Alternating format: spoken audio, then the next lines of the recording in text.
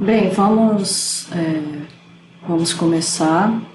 Estava esperando um tempo para ver se as pessoas iam chegando. Vamos começar agora. Então, essa apresentação é sobre a alegoria dos quatro continentes e o que seria essa alegoria dos quatro continentes. Primeiro, na arte, uma alegoria, digamos assim, de uma forma bem resumida, é uma imagem que transmite, que traduz um conceito complexo. E as alegorias geralmente são feitas por meio de personificações, que é quando a gente atribui a coisas, enfim, animais, a características humanas. Então, nessas alegorias, os continentes eram representados por figuras femininas. Aí vocês estão vendo o mapa dos Países Baixos e eu coloquei esse mapa porque é na cidade da Antuérpia, que eu vou apontar para vocês. Aqui na cidade de Antuérpia, onde surgiu essa alegoria dos quatro continentes.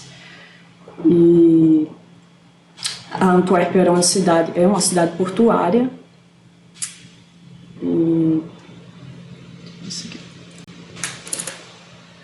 localizada aí nos Países Baixos.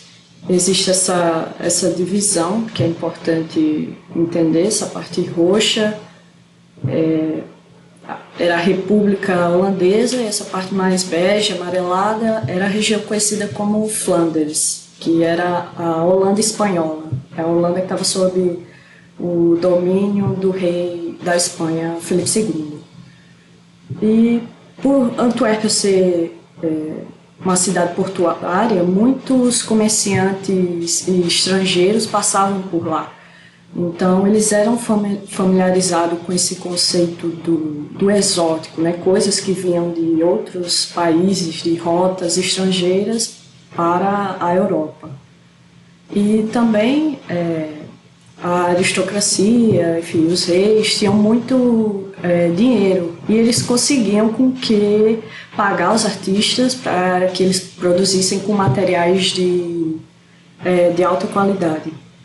Então, a representação dos quatro continentes, essas personificações, vão surgir por volta de 1570, justamente na cidade na Antuérpia.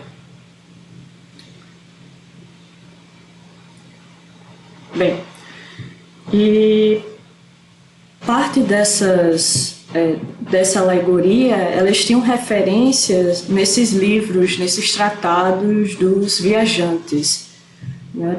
Pensando nessa era da descoberta do século XVI, século XVII, das grandes navegações. Então, os navegadores visitavam esses outros continentes e escreviam sobre eles, né? Então, tinham vários livros nessa época sobre outros continentes. Esse primeiro acredito que foi a primeira vez que o descobrimento do Brasil foi reportado, foi escrito nesse tratado, e o segundo, que é a História Natural das Índias, continha descrição da rede, do abacaxi, do tabaco, enfim, várias determinações, digamos assim. Esse é outro exemplo de outro livro, escrito por François Desert, que é basicamente uma coleção das vestimentas de pessoas de lugares ditos exóticos, né? Para os europeus eram lugares exóticos. E aí tem as vestimentas dos nativos. Então, do lado tem a brasileira e do outro o brasileiro. Percebam esse detalhe na perna da brasileira. E essas referências, algumas referências dessas eram tidas como padrões, então os artistas iriam observar elas e copiar nos seus trabalhos, isso com o passar do tempo.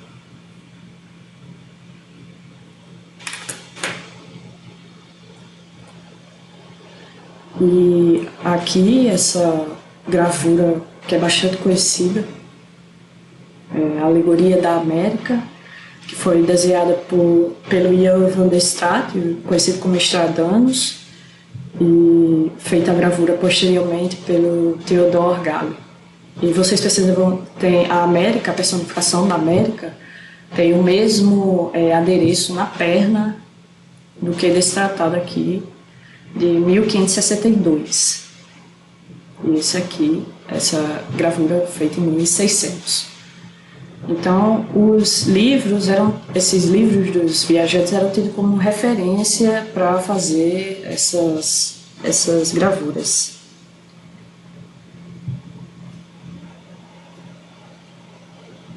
E já existia também, antes mesmo da era do descobrimento, das grandes navegações, já existia essa qualidade de contar a história do lugar, a geografia, por meio de mitologia. Então, no livro de Plínio, o Velho, descreve assim, alguns lugares que teriam seres exóticos. Então, isso não é algo novo, assim, digamos. E percebam nessa gravura, vocês têm lá atrás uma cena de canibalismo e isso vai ficar muito evidente, vai ser muito marcado isso nas alegorias do continente americano, porque os europeus foram canibais, porém no período pré-histórico, e quando eles chegaram aqui tiveram esse choque cultural, né? Como se eles, nós não somos mais canibais, mas eles são. Então existe essa diferenciação, digamos, entre a civilização e a barbárie. Só que isso depende muito do olhar, porque os europeus matavam muito as pessoas. Eles não comiam, mas matavam. Então a gente fica nesse embate. E também dá para perceber os animais, o tamanduá, e tem aqui um bicho preguiça subindo aqui. E alguns animais que fica até difícil de descrever, a gente sabe se é um cavalo, um felino, enfim. Porque justamente a maioria desses artistas nunca viajaram para esses lugares. O que eles tinham justamente eram as descrições, os relatos, e às vezes um artista ia, desenhava, fazia um rascunho de alguma coisa e eles copiavam. Mais tarde eu vou explicar melhor como eles faziam como eles representavam esses animais. Para vocês, isso é só para mostrar como ficou impregnou mesmo essa representação do canibalismo com o continente americano. Aí vocês veem a personificação da América, segura essa perna, eu acredito que seja uma perna, e isso vai ser recorrente nas gravuras, nas pinturas relacionadas à América. Então existia uma iconografia, digamos assim, predominante. Então os artistas utilizaram muito esse livro, Iconologia, do italiano Cesare Ripa, e a partir dessa iconologia eles vão copiar alguns detalhes nas suas criações. Então na Europa, aqui, a Europa tem um símbolo da cornucópia, que é como se fosse um cone, assim, um chifre com frutas, verduras, é um símbolo de abundância. Aqui o cavalo, temos armamentos aqui nessa parte de trás, a coroa, ela está vestida e aqui ela segura um templo. Aí aqui a Ásia segurando um incenso, e essa aqui é a figura de um camelo, e ela também está vestida. E passamos agora para a África, que tem esse adorno na cabeça com forma de elefante, e também segurando uma cornucópia. Aqui parece ser um leão e algumas serpentes. E passando para a América, que está seminua, segurando arco e flecha com algum animal selvagem. Então existia uma convenção, assim, um padrão dessas imagens que os artistas se baseavam nelas para fazer suas próprias imagens. Bem, essa é uma gravura, um trabalho do Adrien Collet, que foi feito a partir de um desenho de Martin de Vos. E essa é a representação do continente europeu. Para mim, essa série dos 4 continentes do Adrien Collet é uma das mais bem trabalhadas, mais interessantes de estudar. E aí vocês veem que a Europa segura um ramo com cachos de uva, que significa esse poder agricultura. Ela está sentada em um globo, está sentada no mundo inteiro, e ela está bem vestida, está com uma armadura peitoral, simbolizando essa questão, o militarismo da Europa. No fundo, à direita, a gente tem uma cena de batalha, com fumaça indicando o poder de pólvora, poder militar que a Europa tinha. Também existe um castelo lá no fundo, à esquerda, também mostrando a capacidade de construção, etc. E alguns animais mais de fazenda, domesticáveis, como vacas, ovelhas, cavalos. Então, essa representação da Europa é sempre sempre colocando a Europa como a mais poderosa e mais civilizada aos olhos do europeu, vamos dizer assim. Então, essa convicção também que a Europa estava ali no topo, porque as alegorias dos 4 continentes, elas têm uma hierarquia, que é a Europa, a Ásia, a África e, por último, a América. Então, a Europa no topo vem também da convicção de que os europeus tinham, que a Europa é filha do Império Greco-Romano, que foi uma civilização brilhante. Agora temos a personificação da Ásia, e ela está bem vestida, segurando o incenso, que a gente viu lá no livro Iconologia. Vou passar aqui para vocês verem. Aqui, a Ásia segurando o incenso, com o camelo também. E ela está sentada nesse camelo. Então, atrás também tem fortificações, tem batalhas, e na frente tem a tulipa, que foi primeiramente cultivada na Ásia, na Turquia, e era uma mercadoria extremamente cara, que foi importada pela Irlanda em 1593, foi introduzida na Holanda, perdão, e que depois veio a ser símbolo da Holanda, mas na verdade nessa época era um símbolo do Império Otomano. E vocês podem ver que o camelo, ele parece mais um cavalo do que um camelo, e isso é porque um pesquisador chamado Peter Mason, ele descobriu que os artistas dessa época, eles formavam essas imagens dos animais a partir dos relatos viajantes e também pelo conhecimento que eles já tinham anatômico de um outro animal. Então, os artistas europeus conheciam muito bem a anatomia do cavalo.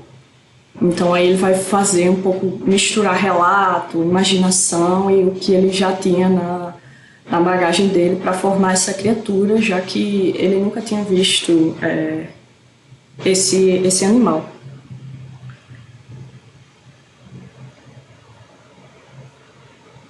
Outro pesquisador que eu quero citar é o Daniel Margoxi, que falou que, embora apenas algumas centenas de espécies de plantas fossem conhecidas pelos naturalistas por volta de 1500, a lista cresceu para mais de 6.000 em 1623. Então houve esse boom aí do conhecimento da fauna e da flora. Então vejam que a Ásia e a Europa, elas não se diferem muito. Os europeus viam assim com bons olhos os asiáticos, até porque eles tinham cientistas, filósofos, enfim, pensadores brilhantes. Eles iniciaram na medicina. Então eles eram um continente assim respeitado. Mas para os europeus, aos olhos dos europeus, a Ásia só tinha um defeito, né? Eles não seguiam o cristianismo, eles tinham outras religiões, e para os europeus isso era visto como uma falha. Bem, essa é a representação da África, e vejam que não existem batalhas ao fundo, apenas batalhas entre animais selvagens. Tem a presença das serpentes aqui, que também é encontrado no tratado do Cesariripa. Aqui as serpentes na representação do continente africano, e ela está citada sobre um crocodilo, um jacaré. Tem muitos animais selvagens, algumas construções, isso não se assemelha às construções egípcias, mas lembrando que os egípcios foram grandes construtores. Então isso aí também é colocado. Ela está seminua, não está vestida como a Europa e a Ásia. E dessa série, por fim, a América,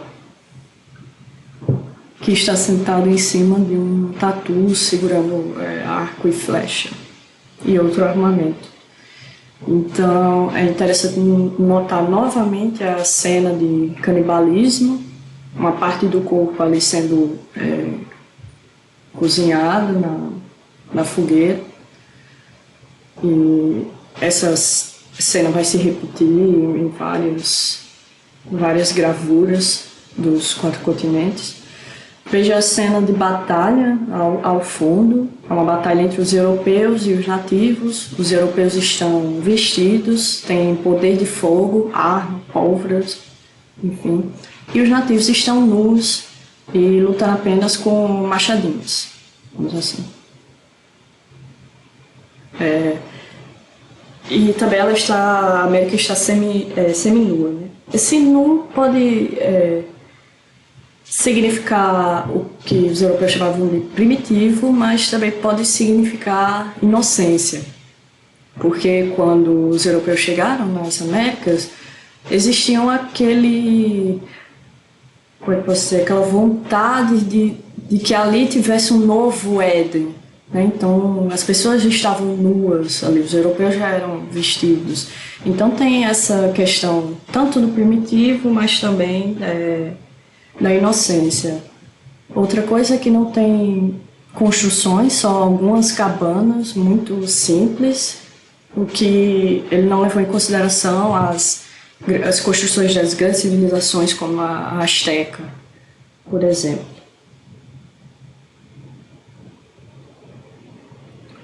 E bem, essa percepção dos quatro continentes é apenas um dos ramos de várias outras percepções que os europeus tinham sobre esses novos continentes, né? A alegoria, porque ela tem que contar essa história, um olhar, assim, você tem que olhar e tem que, enfim, entender o que está acontecendo, ela é muito simplória, né? Ela simplifica, e por isso ela generaliza.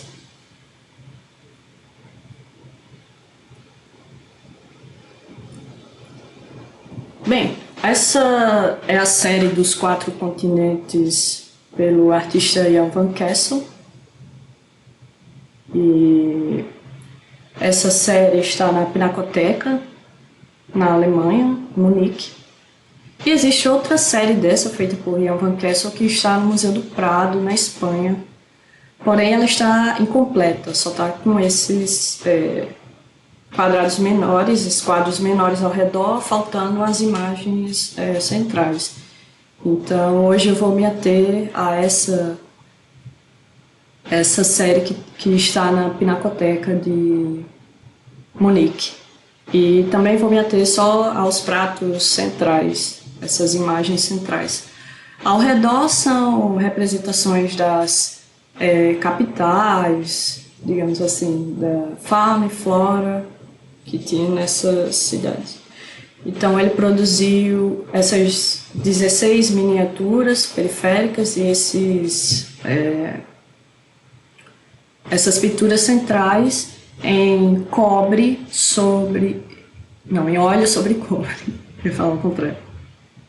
E por que ele usou cobre, né? Por que ele não usou a tela de algodão, etc. Porque o cobre era um material muito sofisticado, era caro, não era tão caro quanto o ouro e a prata, mas era caro. E ele era um artista flamengo, como eu falei, a aristocracia da Antuérpia, de Flandres, era muito rica e eles podiam pagar para os artistas terem os melhores materiais. E o cobre é uma superfície, quando polido, é muito lisa e permitiu que Van Kessel pudesse fazer texturas de tudo, de metais, de madeira, enfim, de tecido, de plantas, facilitou o trabalho, porque naquela época a tela de algodão, de linho, era muito grosseira, ela não era como a tela de hoje, então existia uma dificuldade maior para você representar, fazer pinturas menores e com muitos detalhes, e com o cobre isso era possível. Então, essas pinturas foram feitas com referências tanto de outras pinturas, de gravuras, como eu mostrei agora anteriormente, de livros de história natural, diários de viagens, mapas, entre outros.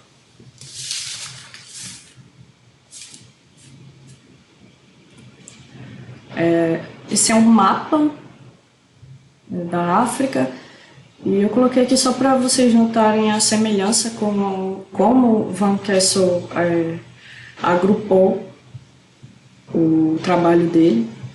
E eu esqueci de falar da madeira, que essa madeira que usou é o ébano, que é uma madeira que só é encontrada fora da Europa. Então tinha isso também dele ele está fazendo uma representação do exótico e também usar uma madeira dita exótica para isso. Então veja que tem essa armação do mapa, da cartografia.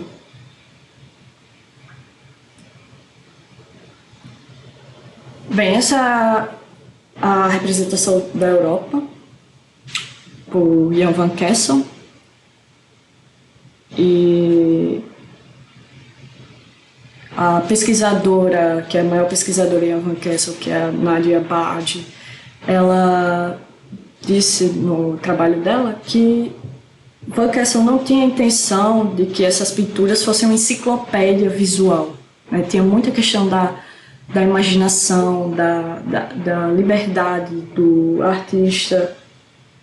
E mais tarde eu vou explicar o porquê. Então, ao fundo, vocês conseguem ver uma pintura de navios, né, simbolizando justamente as grandes navegações. Temos também a presença novamente da cornucópia aqui, como símbolo da abundância.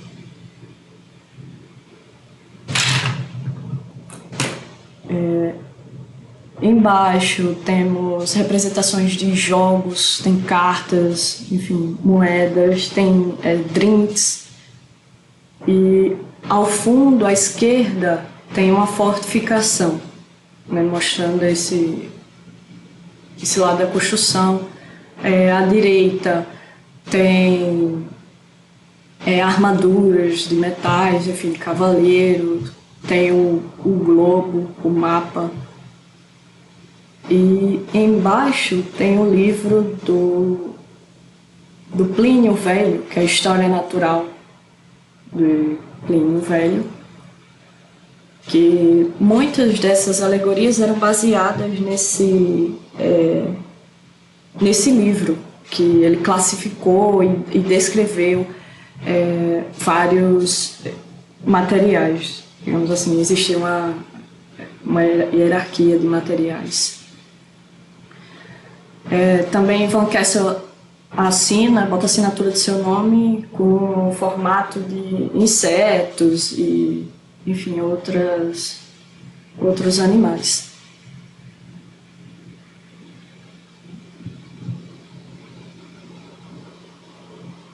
Novamente a Europa vestida e com coroa. Também tem uma pequena cruz, né, representando o cristianismo.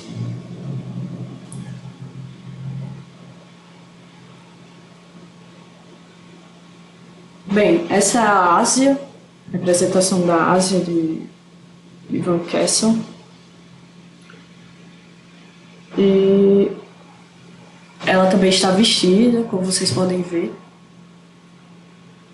Nesse quadrado aí que eu separei, tem as fases, digamos assim, do bicho da seda, que a importação da seda para a Europa era muito importante. A seda era um material extremamente caro. Ao fundo, também na paisagem, tem construções, né, representando essa civilização. As pessoas, a maioria delas estão vestidas, isso é importante também.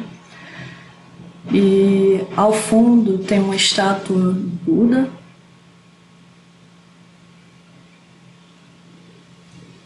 E o livro de Plínio, ele cita essa feitura, o passo a passo da feitura da seda pelos animais.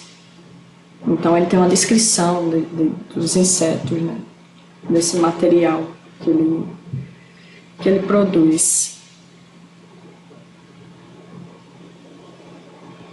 E Plínio também emprega assim, o uso desses materiais para a confecção de obras de arte, por exemplo, o cobre, né, para fazer essas pinturas.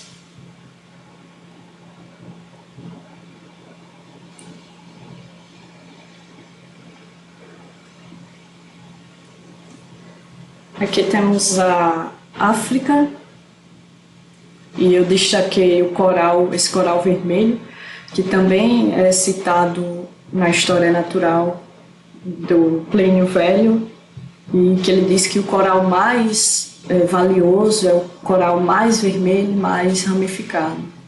Então, Van Kessel também coloca esse coral na África. E aqui chegamos no ponto que a pesquisadora Nadia Barrage falou que Van Kessel não tem intenção de enciclopédia, ser uma enciclopédia visual. Por quê? Porque vocês vejam que aqui na representação do continente africano tem a porcelana chinesa. E na América também vai ter presença do coral vermelho. Então não era muito, digamos assim, para ser uma enciclopédia visual, olha isso que tem em tal continente. Não, ele foi usando também a imaginação para compor isso. E aqui do lado, esse objeto aqui é chamado de taça de Nautilus, que é feito com a concha do Nautilus, que é um molusco, e que não é africano, né? Esse molusco é, digamos assim, nativo da Indonésia. Então, Van Kessel vai colocando materiais diferentes dentro dessas alegorias. E ao fundo vocês têm à esquerda uma estátua de Aristóteles e aqui quase central a estátua de Plínio o Velho. Ao fundo não tem fortificações, tem mais como se fossem cavernas, etc. E a África está sentada em um leão. Então vocês podem olhar mais nitidamente.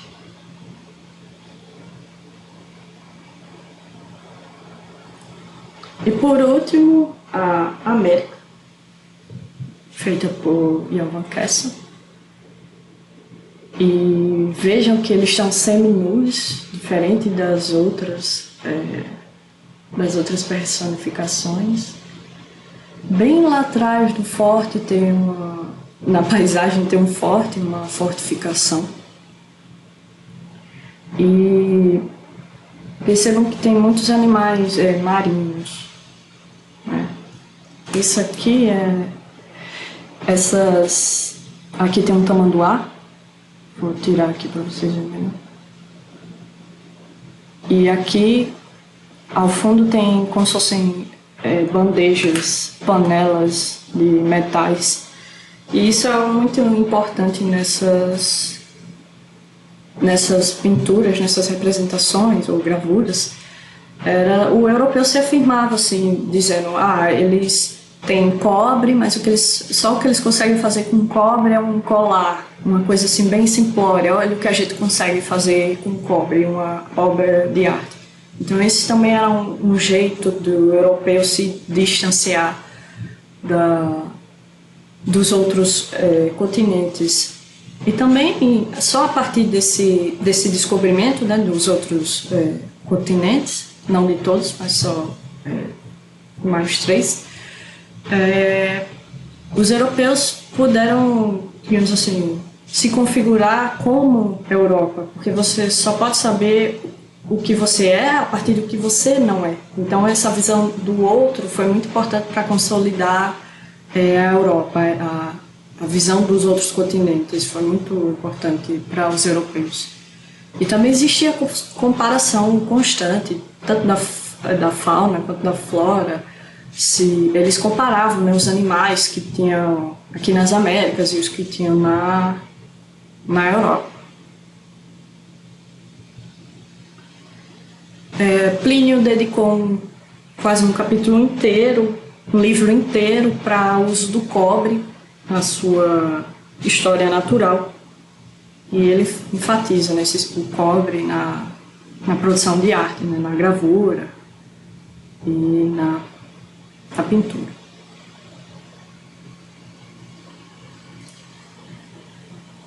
E essa é a série do baiano José Teófilo de Jesus, que pertenceu à escola baiano, viajou para Lisboa para estudar. E ele também fez uma série, acredito que seja uma das únicas feitas por um artista que não é europeu.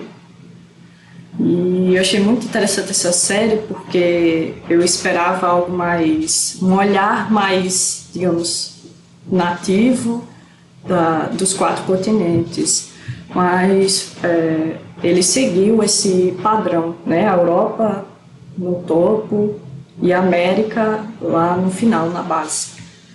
Então aí tem animais, tem, enfim, cachorros, ela segura esse orbe, está bem vestida em cima desse, enfim, de cavalo, vários barris, materiais como se fossem, enfim, tipos de encomendas.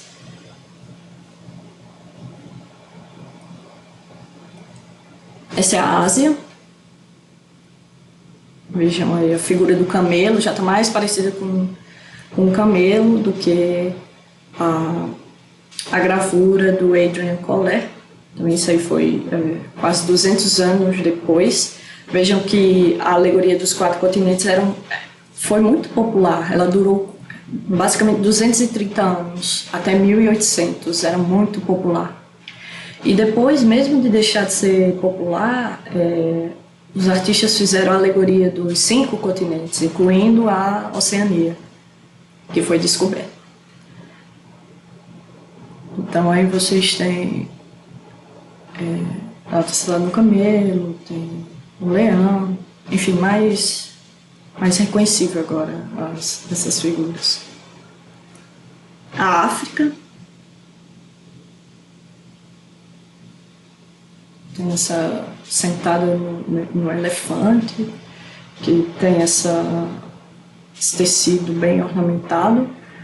Percebam o coral vermelho, né, novamente na mão aí dessa personificação do continente africano. E vários animais. Eu destaquei o rinoceronte para falar justamente de como eles compõem essas imagens dos animais, né? Então, esse artista Albrecht Dürer, ele viu um rinoceronte, de fato, e ele fez essa representação. Só que alguns pesquisadores afirmam que esse rinoceronte ele tem um problema de pele. Então, por basicamente 200 anos, vários artistas que copiavam esse rinoceronte de Dürer para botar nas suas composições, copiaram um rinoceronte doente. Então tinha esse risco de que eles não viam, né, o animal e pegavam a referência de alguém que viu.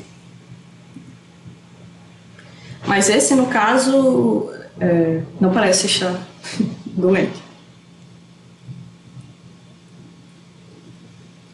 E por fim, a América, que eu achei muito interessante essa representação da América, porque todas as outras, que vocês podem ver, estão sentadas em um animal, assim, até uma postura assim, pomposa.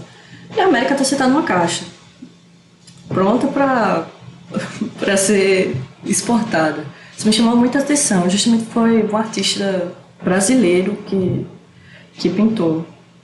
Talvez eu esperava também mais ornamentação, não sei. E tem várias características nativas da fauna e flora. Tem um abacaxi, aqui, jaca, aqui tem um bicho preguiça. Enfim, a cana de açúcar, né, que era muito exportada. Enfim, isso aqui é ouro, né, coisas encontradas no Brasil, metais preciosos. Então, isso aí, América lua, também tem um papagaiozinho. E para terminar, essa é uma pintura que é encontrada no teto da igreja do Convento de Santo Antônio, no Centro Cultural São Francisco, em João Pessoa. E era muito comum os artistas brasileiros pintarem nas igrejas barrocas as representações dos 4 continentes. Então, vocês podem ver aqui a Europa e a África, e a América e a Ásia. Veja que é muito simplória, digamos assim, em relação ao que a gente viu. Mas era muito comum, provavelmente na sua cidade, aí, em Salvador, Recife, Rio de Janeiro, você possa encontrar essas representações dos continentes. E aí que significa que é o cristianismo indo para essas catequizar, né, os índios, os nativos, nessas 4 partes do mundo. Bem, é isso que eu tenho para apresentar. Eu vou parar de apresentar aqui. E agora eu vou abrir para perguntas e comentários. Quem quiser perguntar ou comentar alguma coisa pode ligar o microfone ou pode digitar no site. Se quiser eu abro a apresentação de novo para vocês sinalizarem o que querem saber. Pode ficar à vontade.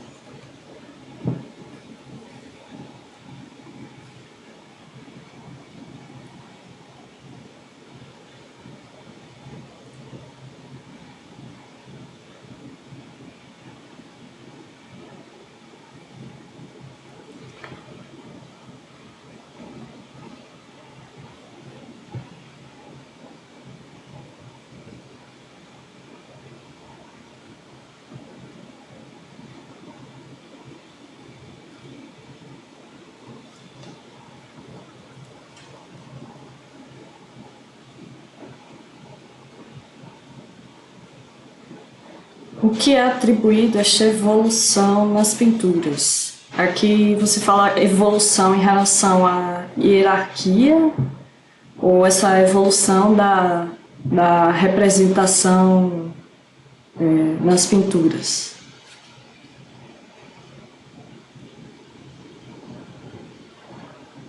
Certo. Então, quanto mais os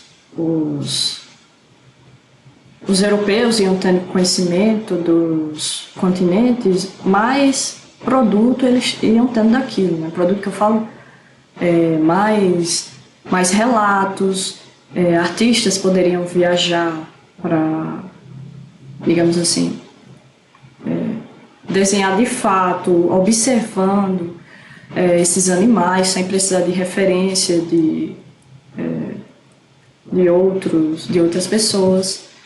Então, na época do José Teófilo de Jesus, por exemplo, ele já tinha uma gama de material para se debruçar para ver isso, né? Ele não visitou a África, o continente africano, o continente asiático, mas ele conseguiu fazer essa representação por meio de todo o material que já havia feito no século XVI e XVII. Lembrando que ele fez essas entre o século XVIII e o século XIX. A gente não tem a data, não tem certeza da produção dessa série pelo José Teófilo de Jesus. Então era mais, ele tinha mais material, já tinha mais conhecimento do mundo para saber como de fato era um camelo e não apenas imaginar ou só pelo texto escrito tentar entender o que é. Então existe assim a evolução da forma, né, dessa representação, de ser algo parecido com o que de fato era, digamos assim, esses animais, a fauna, a flora também. Mas as características, às vezes, humanas, elas permanecem, né? Às vezes os europeus, lá no começo, dá pra ver aqui, representam quase todos os continentes como se fossem europeias, assim, de rosto. Não dá pra ver uma mudança, assim. Só mais tarde que essa mudança é feita. Então a evolução só em termos, digamos assim, de ilustrar, de representar essas formas.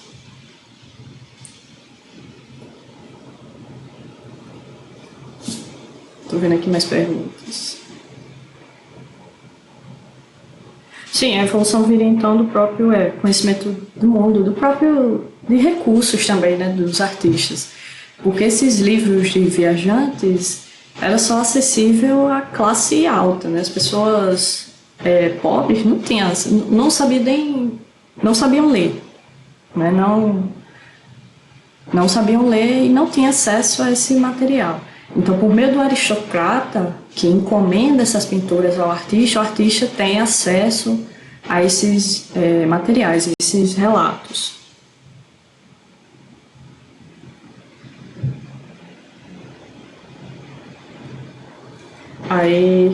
Boa pergunta, Sandy Eugênio. Essas representações só começaram a serem pintadas e ter importância depois da descoberta da América pelos europeus? Sim. O descobrimento da América é um fator muito importante, porque o que acontecia? Já existia na antiguidade a representação dos continentes como personificação. Então, vocês podem pesquisar depois uma moeda romana que tem um rosto assim da África e o nome África. Então, já existia na antiguidade a personificação do continente, né? O continente representado por uma figura feminina. Só que só em 1570 que surgiu especificamente essa alegoria dos 4 continentes, né? Sendo representada essa série juntas, justamente por causa do descobrimento da América, porque os europeus eles tinham conhecimento da África, da Ásia, mas assim, era pobre, mas tinham. Mas quando teve esse descobrimento da América, foi assim, algo que eles estavam mais interessados, digamos. Então, essa alegoria dos 4 continentes, essa representação com as 4 partes do mundo, só foi depois do descobrimento da América, sim.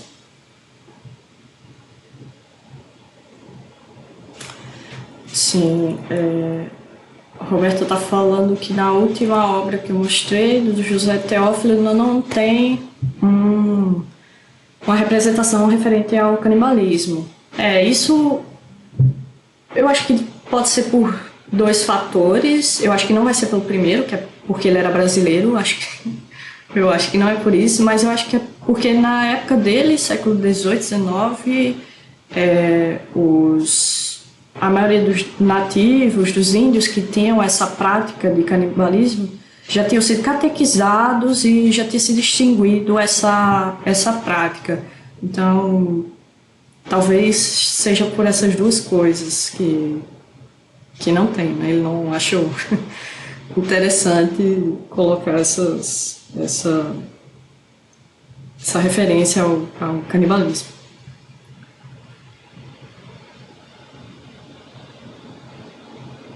Não tem mais a representação desses pedaços de corpos.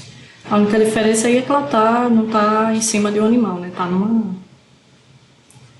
Tá numa caixa. E vocês sabem por que mulheres, por que não representar os continentes como homens, né? Os 4 continentes, 4 homens. Porque existia já desde a antiguidade existia essa conexão de ligar a figura feminina à terra, aquela que nutre, aquela que, enfim, alimenta. Então, para isso eles ligaram esse fato do continente com uma mulher, né? Uma figura feminina. Tem essa questão, a mãe terra, né? Até hoje tem isso. Então, mas desde a antiguidade existia.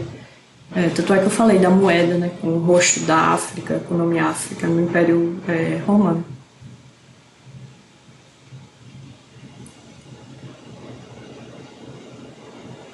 Isso, né? Mãe natureza, mãe terra. Tem essa. Sim. Seria correto afirmar que José Teófilo de Jesus foi muito influenciado pelas próprias obras europeias, sim, com certeza. Um artista, para se, digamos assim, afirmar na época, ele tinha que recorrer a uma reprodução, digamos assim, anterior.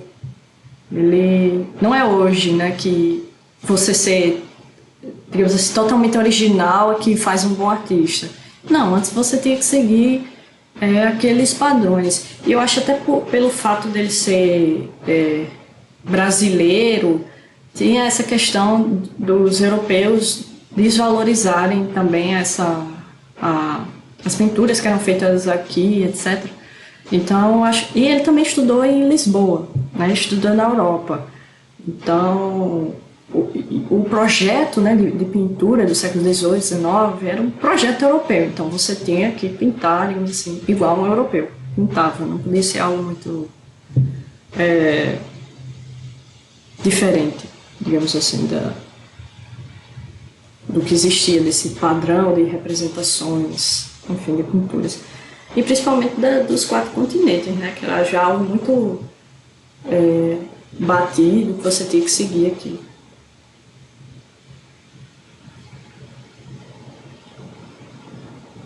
Mais alguma pergunta?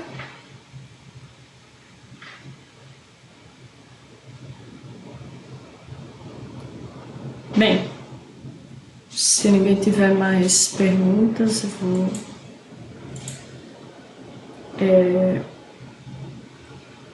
encerrar a apresentação. Ah, tem uma apresentação, estou vendo. Na pintura que tem na igreja de São Francisco, tem representações de 4 continentes em pessoas. Na Europa existe poder.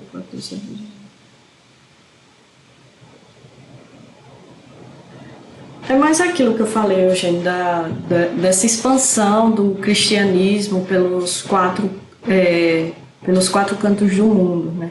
Então, aí, no caso da igreja de São Francisco, deixa eu colocar.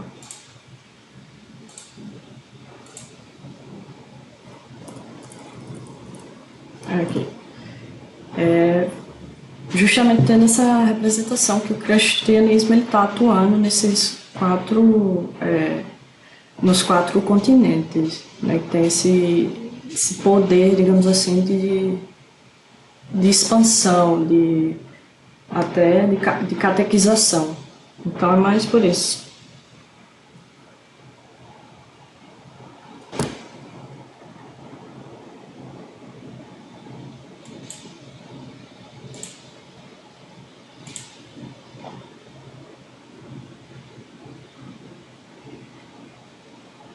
Mais alguma pergunta?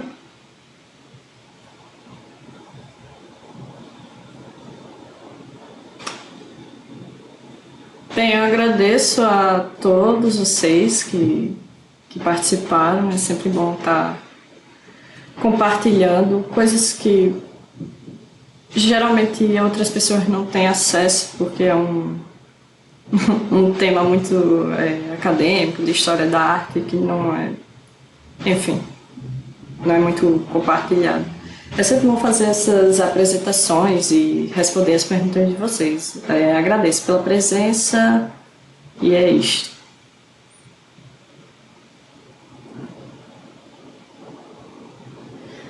Até mais!